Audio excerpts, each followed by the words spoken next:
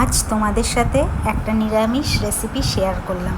আমি অনেকবার খেয়েছি, তো আমি ভাবলাম তোমরাও অনেকবার অনেকে করেছো হয়তো, কিন্তু আমি এটা ফার্স্ট টাইম করেছি। সেটা হচ্ছে কাঁচকলার কোপ্তা, নিরামিষভাবে।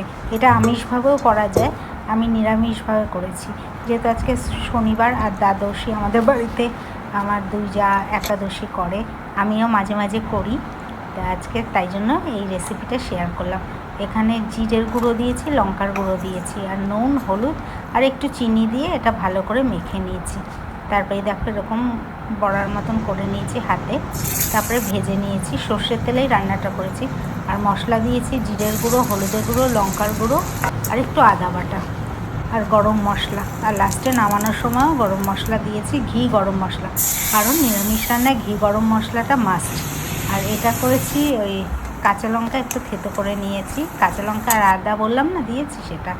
আর রায়ন তো বলছে আমি এটা শুধু শুধু বড়া খাবো, তো আমি বলছি ঠিক আছে আরেকদিন করে দেবো। তো এটা দিয়ে সত্যি খুব ভালো খেলাম আজকে। এই যে লাস্টে ঘি দিলাম আর গরম মশলা দিয়ে নিলাম। এই রেসিপিটা যদি ভালো লাগে অবশ্যই লাইক করবে, শেয়ার করবে। সবাই ভালো থাকবে, সুস্থ থাকবে। টাটা।